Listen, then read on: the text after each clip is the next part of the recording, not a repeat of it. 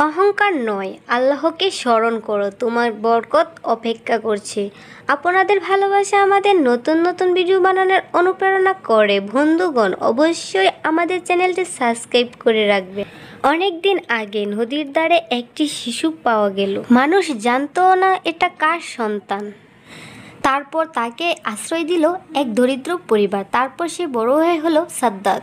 তবে গরিব ঘরে সাদ্দাত বড় হলেও তার স্বপ্ন ছিল অনেক বড়। সে চেয়েছিল সে অনেক ধনী হতে আর প্রভাবশালী হতে। তারপর সাদ্দাত কঠোর পরিশ্রম ও ভাগ্যের কারণে ধীরে ধীরে হাতে আসতে লাগলো টাকা আর পয়সা। দরিদ্র কুল থেকে উঠে আসা সেই সাদ্দাত একদিন হয়ে গেল বাদশা। তার প্রাসাদ ভরে উঠল সোনা রূপার এবং চাকর বাকরের ভিড়ে। কিন্তু ক্ষমতা পেয়ে সে ভুলে গেল আল্লাহকে। অহংকার গড়ে উঠল তার অন্তর। যখন তার কাছে মানুষ সাহায্য চাইতো আসতো, সাদ্দাত ফিরিয়ে দিত। অসহায়দের কান্না তার হৃদয় স্পর্শ করত না। সে ভাবত ধন সম্পদ আর ক্ষমতায় তার চিরস্থায়ী।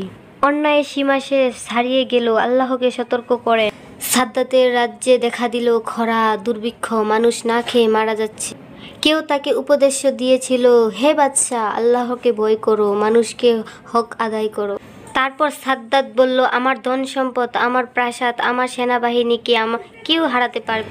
কিন্তু হঠাৎ মৃত্যু তাকে গ্রাস করলো। প্রাসাদের চিৎকার, সেনা ও রূপার সেনা কেউ নেই, আর তাকে বাঁচাতেও পারলো না। মৃত্যুর মুহূর্তে সে চিৎকার করলো, আমার রাজ্য ফিরিয়ে দাও, আমার ধন সম্পদ। কিন্তু ফেরেশতা তার রুহু কবজ করতে হাজির।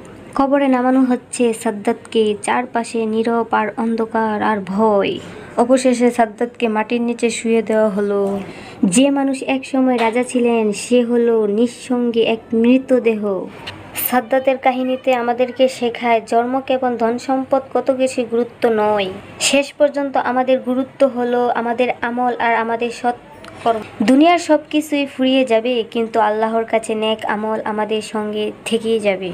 হে মানুষ, অহংকার নয়, আল্লাহকে স্মরণ করো, তোমাদের কবর অপেক্ষা করছে।